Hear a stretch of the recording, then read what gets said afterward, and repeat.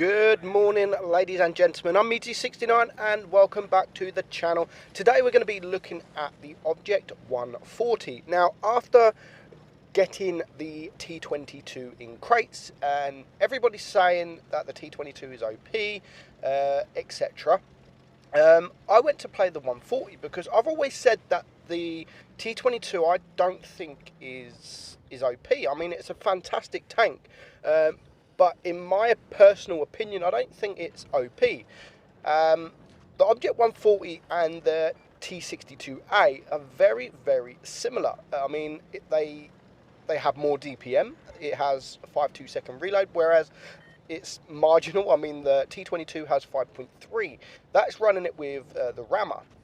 So I went to just play the Object 140, and I think I probably played it 5-6 battles, and 3 of these battles are from that 5 or 6 battles. And you know what?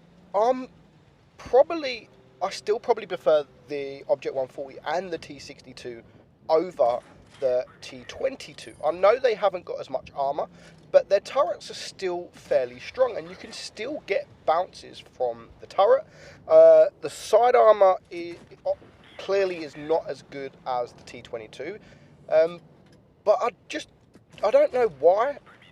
There's a reason, but I just really don't know why I prefer the Object 140 and the T60. I mean, the T62 has got the best accuracy in tier 10. So that, for me, is better than having a little bit of armor, because you can play at distance, you can get those shots off. The 140 doesn't have that accuracy, but it's still a great tank. It has a strong turret. It has the DPM. It has the speed. The reason probably I mean, this is the only reason I was sitting there thinking, why do I prefer this over the T22? The only reason I could properly prefer this over the T22 is the size of the tank. This is much smaller than the T22, so you can get into those smaller ridge lines and still use that turret to bounce some shots. That's probably the only reason I can think of as to why I prefer this.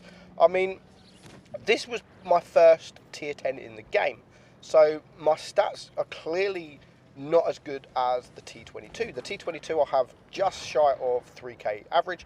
This I have around 2,500, which for me isn't bad considering it was my first tier 10, back when I was sort of 48% win rate.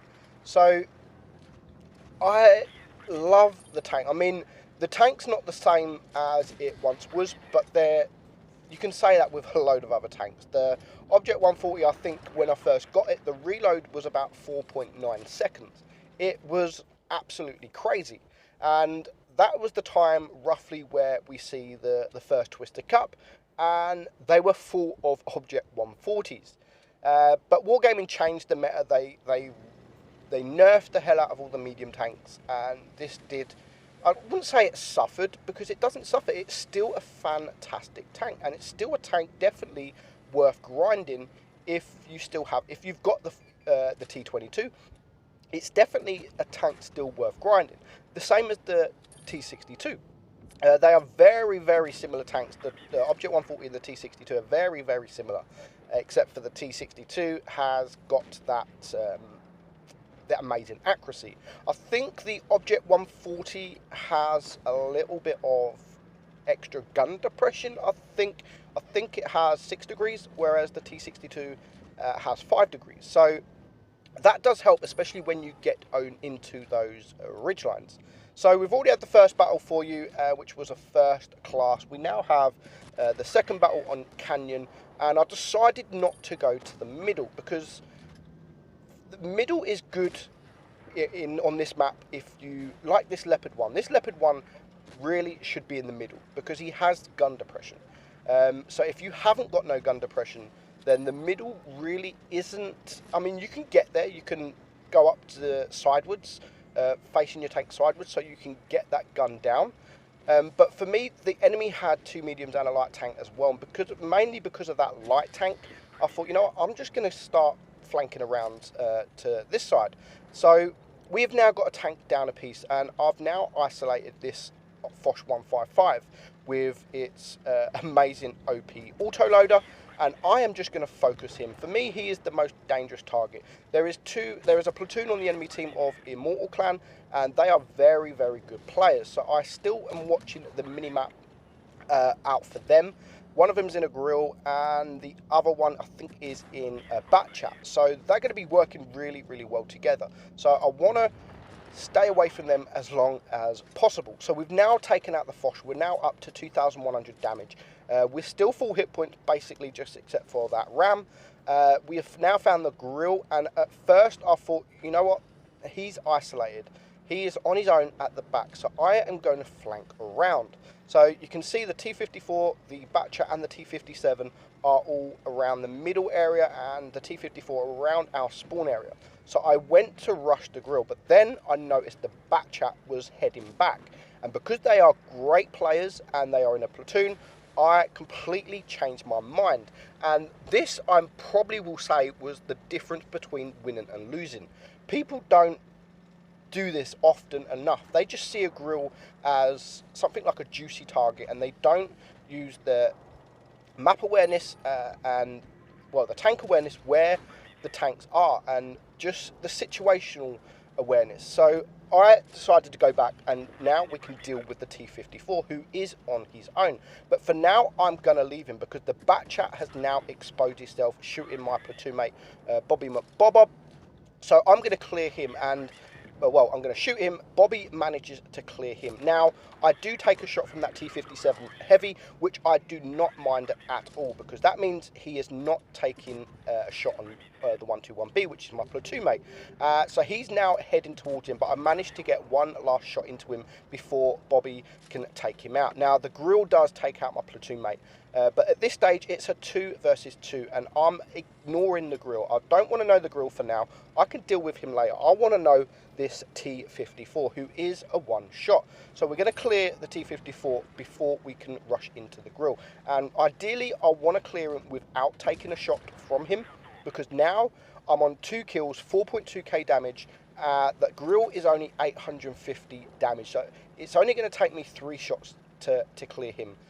Maybe 2 high rolls using HE.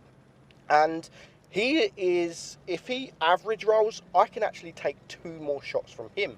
So at this point in the game, I went to go one way, I was unspotted, so then I started going the other way. So ideally, I want to come against the grill when he's not looking at me, just to get that first shot in. And then he's only really going to have time to shoot me once. So here we are, we're going to load the HE 371, and there's no point exposing ourselves just yet until we reload, because you never know. So he does shoot me, but by this time, 442 HE, and we are going to reload way before he does, and we end up with 3 kills. So 5,100 damage. We only get a first class. My platoon mate, Josh, he done really well as well. 2,800. He also gets 4 kills. So 7 kills between us. Great battle indeed. And that's what I've said. Me changing my mind when I went for the grill to go for the T-54 was definitely a match winner. So next up, we are on our own, and it is Supremacy, and we're going to push to, it is Yamato Harbour, and we're going to push towards Cap C. The enemy have got 2 mediums and a light tank, so they do us completely with fast tanks, so we do need to play it very carefully. So straight away we spot the E50, we get a shot on him, and we can back up. Now, this kind of map, when you're in this position, is a great map because you can get your hull hidden and you can get some bounces on your turret. So now we have the Leopard PTA who has come to help the E50, and as you can see, we get a bounce on our turret there, and we're going to back up. We don't want our hull exposed. We want to show as little of our hull as possible, but the E50 as literally just suiciding himself. We could poke up, get one more shot, and I think our E5 is going to take him out. So that's one medium out the game. So we are now going to push forward. We can see that there is, the Leopard PTA was running away, so that means he hasn't got that much protection. So we're going to push forward over to this ridgeline, and we are able to get a couple of shots in on the Chieftain. Now, our next shot on the Chieftain, we're going to miss, and we missed by absolutely millimeters, just millimeters, and that's going to be the only miss in the game, and I'm going to pay the price for that, because we're going to win, but when my damage at the end, I'm like, oh, for God's sake, like, I really wanted to get that shot. So now we're going to rush in on the grill. Now, this I do make a mistake. We're going to rush in the grill because I'm thinking the grill is on his own. So I've got the HE loaded. If I can get under this ridgeline, the grill's going to really have to expose himself to get some, to get me. So we get one shot in there on the grill, but now here comes the waffle, which I wasn't aware he was there. I totally forgot about the waffle. So what I'm going to do now, he does miss. We're going to mount now back on this hill and try and hide from the grill at least, because you really don't want to be sat in front of a grill and a waffle.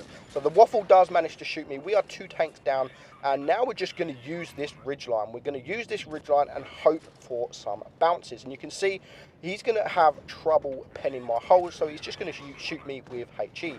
And now the waffle is not aiming for me, he's aiming for the VK. And here I get very lucky. I get shot from the back chat behind, the grill misses, so I'm just going to rush forward. There's nothing else I can do with a back chat behind me. We managed to get a clutch bounce from the waffle. We're going to use AP on him, going to set him on fire, and we're going to use his dead tank as protection from the back chat. So we managed to clear the back chat. I don't know how I survived that, and now it just leaves the E100, who I'm going to get one more shot in on him. So we're going to end that game at 6,700 damage. Somehow I stay alive, and the miss I made on the chieftain, which I said about earlier, that would have pushed me over the 7,000 damage mark. So I was actually really upset that I was only one shot away from 7,000, but we stayed alive. We done 6.7k damage, and it was a really, really good battle. So that is the Object 140. Still an amazing tank, and as I've said, I prefer this over the T22. Probably, as I've said, because of the size, it's a lot smaller. You compare the two sizes of these tanks, the Object 140 is much, much smaller than the T22. So I'm Meadsy69, guys. I hope you enjoyed this video, and I will catch you soon. Bye-bye.